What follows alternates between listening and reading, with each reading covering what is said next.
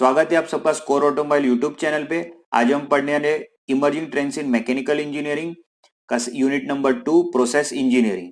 Lecture में आगे बढ़ने से पहले मैं आपको बताना चाहता हूँ कि फर्स्ट यूनिट का theory lecture as well as multiple choice question पूरा कंप्लीट हो चुका है, तो आपने अभी तक देखा नहीं उसको जरूर देखिए। एंड आज का लेक्चर वेरी इंपॉर्टेंट रहेगा। जो भी बताऊंगा वो मल्टीपल चॉइस क्वेश्चन ओरिएंटेड ही होगा, तो जरा भी स्किप ना कीजिए। चलिए स्टार्ट करते हैं। फर्स्ट है प्रोसेस बॉयलर। तो बॉयलर क्या है? अब boiler is a close vessel in which fluid is heated. मतलब बॉयलर एक क्लोज वेसल है जिसके अंदर फ्लूइड हीट होता है।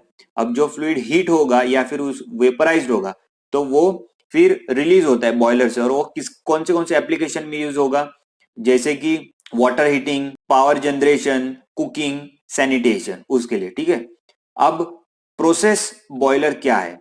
Is a type of the boiler with a capacity of 90 kilowatt और मोर। एग्जाम में क्वेश्चन आ सकता है कि प्रोसेस बॉयलर का कैपेसिटी कितना है, तो आंसर इज 90 किलोवाट या फिर more. That serves as a process. Clear? The process is activity और treatment not related to space conditioning. तो वो किससे रिलेटेड है? It is related to human occupancy. तो ये भी क्वेश्चन आ सकता है कि प्रोसेस बॉयलर है वो क्या एक्टिविटी है, किससे रिलेटेड है? It is related to human occupancy. Clear? Process boiler use in various industries. के एप्लीकेशन क्या क्या है प्रोसेस बॉयलर के? डेयरी में, sugar cane, pulp and paper, chemical beverages, textile industries and also in thermal power station. तो इसके application आपको याद रखने हैं। अब ये रहा प्रोसेस बॉयलर। ठीक है। तो प्रोसेस बॉयलर का तो ये पूरा कंबशन चेम्बर है जिसके अंदर फ्यूल जो है वो बर्न होगा। ठीक है। और ये इसके अंदर यहाँ पे नीचे वाटर है, और जो भी स्टीम मतलब जो भी वाटर इवापोरेट होगा तो उसका जो भी स्टीम रहेगा वो ये पाइप से बाहर निकल जाएगा, वो अलग अलग एप्लीकेशन के लिए यूज होगा। तो इसके अंदर क्या होगा कि जैसे ये कंबशन में फ्यूल बर्न होगा, तो फ्यूल बर्न होने से फ्लू गैसेस तैयार होंगे। तो फ्लू गैसेस ये चिमनी के थ्रू एटमोस्फेयर में बाहर निकल जाएगी। ठीक है। और जैसे जैसे ये वाटर जो भी है वो हीट होना स्टार्ट होगा तो क्या हो जाएगा, जो स्टीम है वो यहाँ से बाहर निकल जाएगा। जो हमने पढ़ा उसमें से क्या क्या मल्टीपल चॉइस क्वेश्चन आ सकते हैं, तो देखो, in process boiler steam generation capacity ranges from 175 kg per hour to 55,000 kg per hour are available for industrial application. मतलब एग्जाम में क्वेश्चन आ सकता है कि इसका कैपेसिटी रेंज कितना है प्रोसेस बॉयलर का, तो ये रहा उसका कैपेसिटी रेंज का आंसर। अब इसके एडवांटेजेस क्या है? Intelligent control system, modern burner technology and efficient heat recovery. ठीक है। तो उससे ये सारे एडवांटेज क्या होगा? एनवायरमेंटली फ्रेंडली है, इकोनॉमिक है, एंड साथ साथ में फुल्ली ऑटोमेटिक बॉयलर भी है। अब उसमें पूछ सकते हैं एग्जाम में क्वेश्चन कि वो वेल्डेड किया गया है तो कितना उसका प्लेट थिक है, तो डेट इज 35 थिक। और उसमें कितना प्रेशर बनता है? 30 बार प्रेशर, और ज्यादा भी पॉसिबल है। और उसका थर्मल आउटपुट कितना है? 38 megawatt is possible from a single boiler. तो एग्जाम में क्वेश्चन आ सकता है सिंगल बॉयलर में कितना थर्मल आउटपुट पॉसिबल है, दैट इज 38 मेगावाट। क्लियर?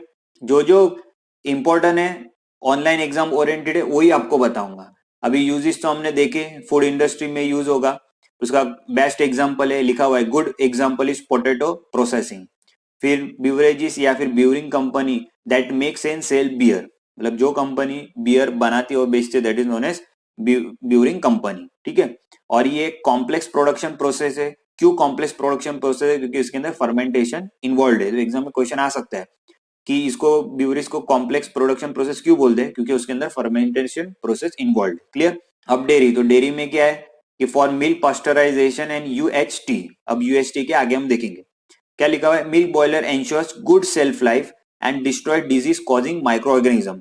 मतलब मिल्क बॉयलर क्या इंश्योर करेगा कि जो भी उसका प्रोडक्ट है उसको एक अच्छी लाइफ दे, और उसके साथ साथ उसके अंदर जो भी माइक्रो ऑर्गेनिज्म रहेगा उसको वो डिस्ट्रॉय कर दे। Industrial milk boilers used to generate steam for the following processes in the dairy industry. मतलब मिल्क बॉयलर है वो स्टीम जनरेट करने के लिए यूज होता है। कौन से इंडस्ट्री में? दैट इज मिल्क पाउडर, चीज, फिर लिक्विड मिल्क पेस्चराइजेशन, एंड फिर यूएचटी। ये आ रहा है क्या है वो? Ultra heat generation milk. तो एग्जाम में क्वेश्चन आ सकता है कि डेयरी इंडस्ट्री में यूएचटी क्या है, तो that is ultra heat treatment. अब शुगर इंडस्ट्री में क्या बोला है कि sugar electricity and steam are almost required in every step of raw sugar process. कोई भी रॉ शुगर प्रोसेस में इलेक्ट्रिसिटी और स्टीम हमको चाहिए, एस्पेशली इन जूस एक्सट्रैक्शन, खास करके जूस एक्सट्रैक्शन में, क्लैरिफिकेशन में, इवापोरेशन में, शुगर ड्राइंग में। Good quality steam takes a critical role, क्योंकि गुड क्वालिटी का जो स्टीम रहेगा वो क्रिटिकल रोल लेता है। आज गुड क्वालिटी स्टीम नहीं होगा तो फिर जो प्रोसेस है वो प्रॉपर नहीं होगा। तो एग्जाम में अगर क्वेश्चन आ गया कि सिलेक्शन ऑफ स्टीम बॉयलर अगर तुमको करना है शुगर प्लांट के लिए तो क्या क्या फैक्टर्स रहेंगे, तो ये फैक्टर आपको याद रखने। फिर bagasse nearly 30% fibre content in a sugar cane is produced during the processing of sugarcane is burned as a fuel for the generation of steam and power required for the operation of the sugar mill। मतलब क्या हो रहा है कि baggage है, ये baggage क्या है, 30% फाइबर है जो अपने को शुगर का प्रोसेसिंग करेंगे शुगर केन का, तब अपने को वो मिलता है और वही हम उसको यूज करते हैं एज अ फ्यूल। तो एग्जाम में क्या आ सकता है कि शुगर प्रोसेसिंग में जो फ्यूल यूज होता है वो क्या फ्यूल यूज होता है, तो दैट इज बैगेज। क्लियर। और वो कितना उसके अंदर फाइबर कंटेंट रहता है, तो उसके अंदर 30% होता है। Factories have been designed to be energy sufficient with sugar as a primary product and bagasse as a primary fuel. तो शुगर इंडस्ट्री में पूछ सकते हैं कि प्राइमरी फ्यूल क्या है, that is bagasse, and self sufficient energy क्या है, तो वो है primary product. The installation of high pressure boiler and high pressure turbo generators has provision for the operation of co generation plant during the off season. मतलब क्या होता है कि ये प्लांट के अंदर हाई प्रेशर टर्बो जनरेटर का provision है। क्यों प्रोविजन है, क्योंकि जब भी ऑफ सीजन होगा तब भी उसको ऑफ सीजन के टाइम यूज कर सकते हैं। तो उससे वो है उसका फायदा क्या है, उसका फायदा ये होगा कि उसका जो पावर है उसको पावर जनरेशन को हम बढ़ा सकते हैं, दैट इज 9 मेगावाट से लेके 23 मेगावाट तक। Now paper and pulp industry are use to generate steam for power and process system. Steam generation के लिए यूज होता है और power. High pressure steam is generated for steam turbine generators sets to produce electric power। मेरा high pressure का steam होगा वो क्या जनरेट करने के लिए यूज होगा, electric power. Medium and low pressure steam is use for various processing heating application. Medium and low pressure का स्टीम रहेगा वो अलग अलग एप्लीकेशन के लिए यूज होगा, such as heating and softening pulp wood chips. वैसे सिंपल एग्जांपल है। Steam is also use to heat chemicals and other processes. किसको किसको यूज होगा, केमिकल को एंड अदर प्रोसेस जो भी इन्वॉल्व है उसको हीट करने के लिए यूज होगा। In the paper making process steam is use to evaporate moisture from the pulp. मतलब पेपर मेकिंग प्रोसेस में जो भी स्टीम रहेगा वो क्या काम करता है, पहला जो भी मॉइस्चर रहेगा पल्प में उसको वो इवापोरेट कर देगा। And to heat rotating dry drums to dry the paper stock. जो भी पेपर का स्टॉक होगा जो रोल गोल गोल घूमता रहेगा जिसमें पेपर होगा तो वो पेपर को भी वो ड्राई कर देगा। Bark chips can be burned as a fuel for boiler. तो आ गया क्वेश्चन में पेपर एंड पल्प इंडस्ट्री में फ्यूल एज क्या यूज करे, दैट इज बार्क चिप्स। अब स्टीम कंडेंसर, तो स्टीम कंडेंसर क्या है, condensate is a liquid form when steam passes from the vapour to the liquid state. मतलब क्या है, कंडेंसेट एक फॉर्म है जो लिक्विड है वो किस में पास होगा, स्टीम में पास होगा। कब पास होगा, जब वो वेपर से लिक्विड स्टेट में जाएगा। तो मतलब पता चल गया कंडेंसेट क्या है कि वेपर से लिक्विड स्टेट में जाएगा। तो एग्जाम में क्वेश्चन आ गया कंडेंसेट क्या है, तो हम बोल सकते हैं कि वेपर से लिक्विड स्टेट में जाएगा, that is known as condensate. अब क्या है difference between steam and condensate, तो क्या है, flash steam is release from hot condensate when it pressure is reduce. मतलब हॉट कंडेंसेट का जब प्रेशर कम हो जाएगा तो उसमें से हमको फ्लैश स्टीम मिलता है।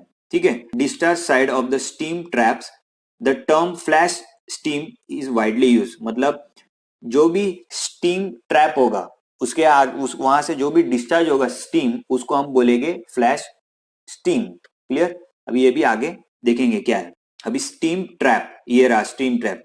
तो स्टीम ट्रैप क्या है, a steam trap is a valve design to sense the difference between steam and the condensate. मतलब वो एक वॉल्व है जो क्या करेगा, एक डिफरेंस बताएगा स्टीम में एंड कंडेंसेट में। तो जो भी स्टीम रहेगा उसको वो पकड़ लेगा, ट्रैप का मतलब क्या, पकड़ करना, और कंडेंसेट को जाने देगा। Drain the condensate from the line, वही आया जाने दिया, drain. Trap the steam into provide heat and power, वही स्टीम को वो पकड़ लेगा और उसको प्रोवाइड क्या करेगा, हीट और उसको फिर पावर में कन्वर्ट होगा। वर्किंग के अंदर क्या क्या इंपॉर्टेंट है, तो वो किसके अंदर यूज होता है, ज्यादा से ज्यादा मरीन इंडस्ट्री में यूज होगा। क्लियर। फिर क्या हो रहा है, steam traps are used anywhere there is a steam powered system to discharge condensate। मतलब जहां पे भी स्टीम पावर्ड सिस्टम है वहां पे ये यूज होगा। That is the liquid that builds up in the pipelines. मतलब जो भी पाइपलाइन में लिक्विड बन गया रहेगा तो उसका वो क्या करेगा, उसका प्रेशर रिलीव करेगा। देखो, to relieve the pressure in the lines and regulate the flow of steam within it. मतलब कोई भी पाइपलाइन है जिसके अंदर फ्लूइड है, वो फ्लूइड जाम हो गया है, क्लियर, तो उस जगह तो वो क्या करेगा, वो जगह है उसको वो खाली कर देगा, और ताकि वहां से जो स्टीम रहेगा उस स्टीम का फ्लो प्रॉपर हो। अब क्या है, टाइप्स ऑफ स्टीम ट्रैप। तो टाइप्स में अलग अलग मेथड पे डिपेंड है, तो ऐसी नाम याद रखो, mechanical, temperature, thermodynamic, venturi, nozzle. अब क्या, introduction to ultra super critical boiler. तो अल्ट्रा सुपर क्रिटिकल बॉयलर है, a super critical steam generator is a type of boiler that operates at super critical pressure. तो पता चल गया कि super critical steam generator क्या है, वो एक बॉयलर है जो किस पे ऑपरेट होगा, सिर्फ सुपर क्रिटिकल प्रेशर पे ही ऑपरेट होगा, जो फ्रीक्वेंटली यूज कहां पे होता है, प्रोडक्शन ऑफ इलेक्ट्रिसिटी। अब दूसरा क्या है, the super critical steam generator operates at pressure above critical pressure 22 megapascal. 22 megapascal पे ही वो यूज होता है। तो ये क्वेश्चन आ सकता है कि सुपर क्रिटिकल स्टीम जनरेटर है वो कौन से प्रेशर पे ऑपरेट होगा, तो that is above 22 MPa critical pressure, clear. The Rankine cycle can be greatly improved bye operating the super critical reason of the coolant. तो अभी एग्जाम में क्वेश्चन आ गया कि कौन सी साइकिल जो है वो इंप्रूव होगी जब हम सुपर क्रिटिकल रीजन में यूज करेंगे, तो वो है Rankine cycle. Here are T S diagram of super critical Rankine cycle. तो डायग्राम में सिर्फ इतना ध्यान रखो कि एग्जाम में अगर ये डायग्राम आ गया और पूछा कि डायग्राम किसका है, तो ये रैंकाइन साइकिल का डायग्राम है। बट इसके अंदर एक चीज ध्यान में रखना है कि यहाँ पे टी है और यहाँ पे ऐसे। अब super critical and ultra super critical के बीच में डिफरेंस क्या है, तो क्या लिखा है, in a super critical plant steam pressure is below 200 bar and temperature is below 550 degree Celsius. मतलब सुपर क्रिटिकल है, उसके अंदर प्रेशर जो रहेगा वो 200 बार से कम होगा एंड टेम्परेचर होगा वो 550 डिग्री सेल्सियस से कम होगा। ये पहला डिफरेंस पता चल गया। Super critical unit have efficiencies of between 33% से लेके 37%। ये भी मेजर डिफरेंस है कि उसका एफिशिएंसीज क्या रेंज है, 33 से लेके 37 के रेंज में। In the late 1960s super critical combustion technology was commercialised. तो एग्जाम में क्वेश्चन आ गया सुपर क्रिटिकल कंबशन टेक्नोलॉजी कब कमर्शियलाइज हुआ था, तो that is answer is 1960। In supercritical unit, the pressure of the boiler is about 240 bar and temperature is 565 degree Celsius. तो super critical में जो भी प्रेशर रहेगा वो कितना रहेगा, अबाउट 240 बार रहेगा। अब क्या है, in super critical unit the pressure of the boiler is about 240 bar and temperature are 565 degree Celsius. ये इसका रेंज है। तो इससे क्या होगा कि हायर एफिशिएंसी जो है वो अपने को मिल जाएगा, clear. Efficiency ranges for super critical coal plant range from 37 से लेके 40%। तो इसका एफिशिएंसी का रेंज क्या है सुपर क्रिटिकल का, 37 से लेके 40। अभी अल्ट्रा सुपर क्रिटिकल का देखते हैं। In ultra super critical unit pressure are at 315 bar and temperature of 600 to 16 degree Celsius. तो ये इसका प्रेशर का रेंज और टेम्परेचर का रेंज है। And current result and developing in targeting pressure of 380 bar and temperature 700 से लेकर 720 degree Celsius. तो एग्जाम में अगर क्वेश्चन आ गया कि अभी जो नया टेक्नोलॉजी आ रहा है अल्ट्रा सुपर क्रिटिकल में, तो वो क्या डिस्कवर कर रहा है या फिर क्या टारगेट कर रहा है, कितना प्रेशर टारगेट कर रहा है, तो आंसर रहेगा 380 बार और टेम्परेचर का ये रेंज रहेगा। और उसका एफिशिएंसी कितना रेंजेस में हो सकता है, तो आंसर इज 44 से लेके 46। अब क्या है, based on the differences in temperature and pressure the technology is categorised into 3, that is sub critical, super critical and ultra super critical. तो सबसे पहले ये ध्यान रखना, एससी मतलब सब सुपर क्रिटिकल और यूएससी मतलब सुपर क्रिटिकल। तो ये शॉर्ट फॉर्म याद रखो। और ये तीनों है जो वो किसके बेसिस के ऊपर इसके अंदर डिफरेंस निकाल दे, तो that is temperature and pressure. ये भी एक इंपॉर्टेंट क्वेश्चन है। अब जो भी मैंने आपको प्रेशर का और टेम्परेचर का रेंजेस बताया वो यहाँ पे एक रिवीजन के तौर पे ये टेबल आपको बहुत काम में, तो इसको लिख लेना, क्लियर। वैसे ही सब critical and ultra super critical के साथ साथ सुपर क्रिटिकल का भी जो भी एफिशिएंसी रेंज है या फिर कितना एमिजन उसके अंदर कम होता है, फिर कितना पावर जनरेशन का कॉस्ट है, वो ये टेबल में बताया जो हमने ऊपर एक्सप्लेन किया है, ठीक है। अब है हाइपरबॉलिक कूलिंग टावर। तो क्या है, a cooling tower is a heat rejection device that reject waste heat to the atmosphere through the cooling of the water steam to the lower temperature. मतलब क्या है कि हाइपरबॉलिक कूलिंग टावर क्या है कि जो भी हीट रहेगा वो हीट जो एटमॉस्फेयर को हम छोड़ने वाले, ठीक है, जो वेस्ट हीट रहेगा, तो उसको हम क्या करेंगे, उसको हम यहाँ पे उसको कूल करेंगे और कूल करने के बाद उसको हम वापस यूज करेंगे। In power plant the hot water from the condenser is cooled in the cooling tower so that the water can be reused in the condenser for the condensation of the steam. Same जो भी hot water रहेगा उसको cool करेंगे, cool करने के बाद उसको reuse हम कर सकते हैं। क्लियर? तो ये रहा फिगर। तो फिगर के अंदर क्या है, यहाँ है लिखा हुआ है वार्म वाटर, मतलब जो भी पानी रहेगा वो गर्म गर्म पानी यहाँ आएगा। तो ये क्या है, वाटर स्प्रेड डाउनवर्ड, ये 1 2 3 4 5, तो ये सब सारे क्या है कि यहाँ से जो भी गर्म पानी आएगा तो उसको ड्रॉप बाय ड्रॉप इसको नीचे छोड़ेंगे। तो उससे क्या होगा, एयर जो यहाँ से आएंगी तो वो क्या करेगी, उसको एयर जो यहाँ से आएंगी वो उसके अंदर उसको कूल कर देंगी। तो उस और बाकी का जो भी इवापोरेट हो जाएगा तो यहाँ से इवापोरेट हो जाएगा और ये फर्दर प्रोसेस के लिए हम उसको यूज कर सकते हैं। ठीक है, तो ये रहा कूलिंग टावर। कंस्ट्रक्शन वर्किंग कुछ आने वाला नहीं है, फिर भी मैंने आपको बता दिया। अब यहाँ पे इंपॉर्टेंट क्या है कि फैक्टर्स कौन से जो अफेक्ट करते हैं cooling of water in cooling tower में।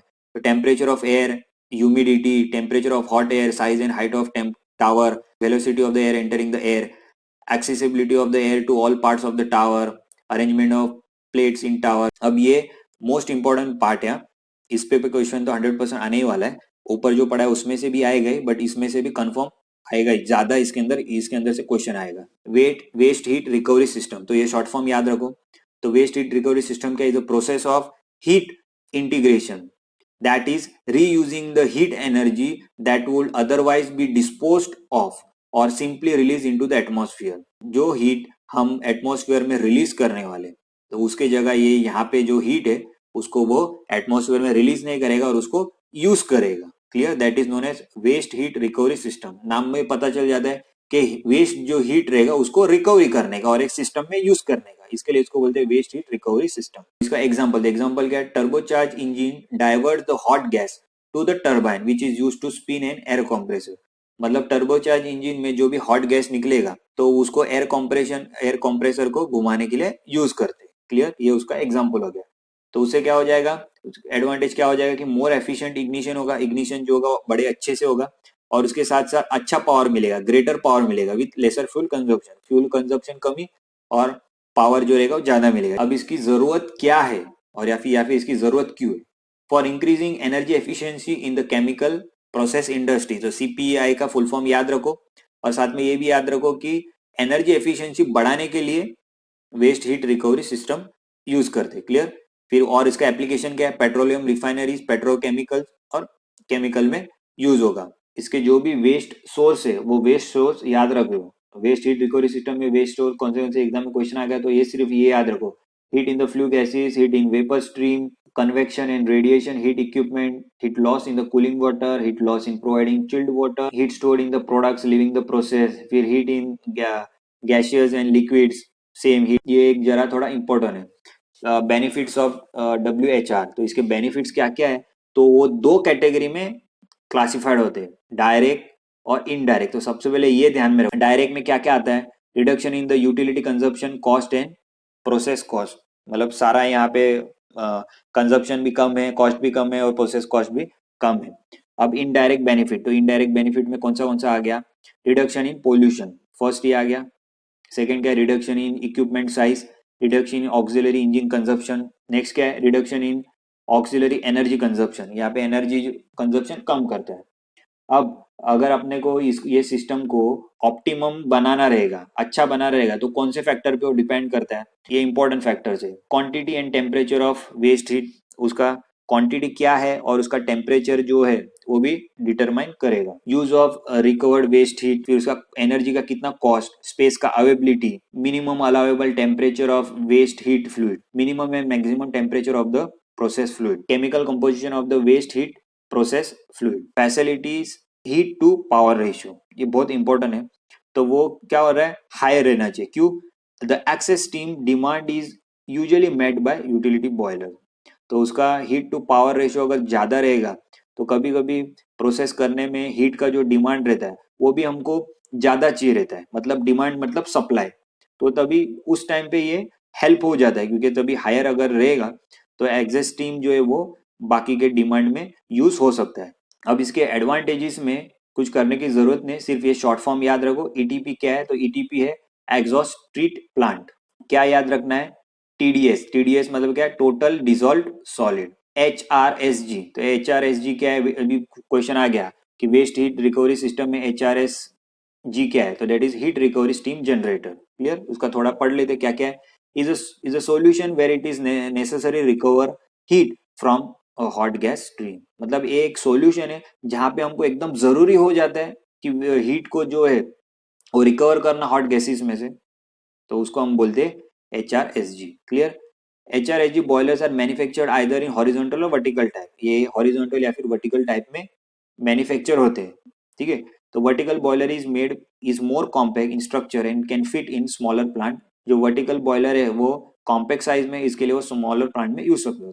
तो हॉरिजॉन्टल बॉयलर है वो तो लार्जर प्लांट में यूज होएगा। Engine waste heat recovery system, तो इसके अंदर सिर्फ इतना याद रखो कि the most promising WHR technology application lies in the engine that operates steadily at high load for sustained period, such as that found in heavy duty diesel trucks। मतलब क्या बोल रहे हैं, एग्जाम में अगर क्वेश्चन आ गया कि WHR में कौन सा एक प्रॉमिसिंग टेक्नोलॉजी है, तो वह है engine waste heat recovery technology. बस इतना याद रखो।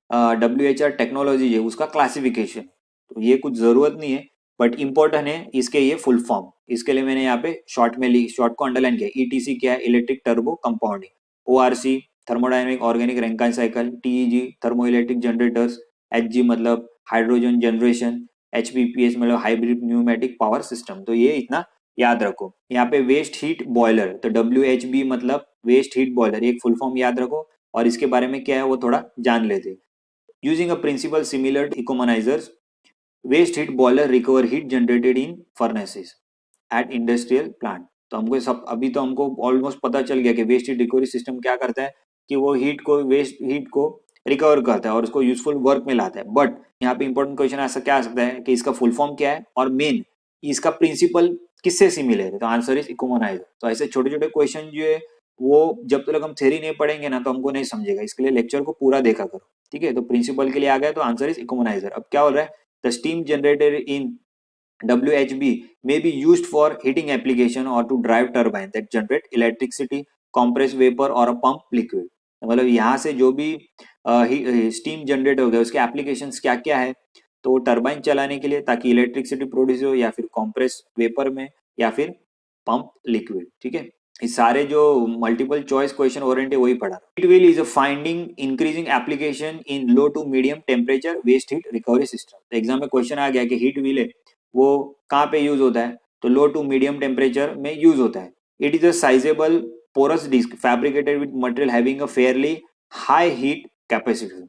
तो एग्जाम में क्वेश्चन आ गया कि किससे फैब्रिकेटेड है, तो फेयरली हाई हीट कैपेसिटी से फैब्रिकेटेड है बट साइजेबल पोरस डिस्क है वो। तो हीट पाइप अगर क्वेश्चन आ गया तो उसके अंदर क्वेश्चन क्या पूछेंगे कि हीट पाइप के transfer up to 100 times more than thermal energy than copper.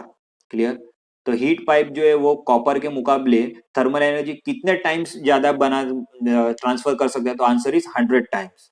Clear, तो ये भी बहुत इंपॉर्टेंट है। In other word, heat pipe is a thermal energy absorbing and transferring system and have no moving part and hence require minimum maintenance. Clear, तो उसके अंदर कौन से भी मूविंग पार्ट नहीं, तो क्वेश्चन आ सकता है हीट पाइप में मूविंग पार्ट है क्या, तो हीट पाइप में मूविंग पार्ट नहीं है। The heat pipe comprises of 3 element. Question exam में आ सकता है कि हीट पाइप में कौन से एलिमेंट्स है, sealed container, capillary wick structure and a working fluid. आज का वीडियो आपको अच्छा लगा हो तो लाइक कीजिए, साथ साथ में चैनल को सब्सक्राइब नहीं तो सब्सक्राइब कीजिए और बेल आइकन को भी दबाइए ताकि हमारी वीडियो की नोटिफिकेशन आपको मिले सबसे पहले। ज्यादा से ज्यादा इस वीडियो को शेयर कीजिए आपके फ्रेंड के साथ, रिलेटिव के साथ, चाहे वो नजदीक रहते हो या दूर रहते हो। एंड कमेंट करके बताइए आपको आज का लेक्चर कैसे लगा। अगर आपको थर्ड चैप्टर भी चाहिए तो मुझे कमेंट में जरूर बताइए।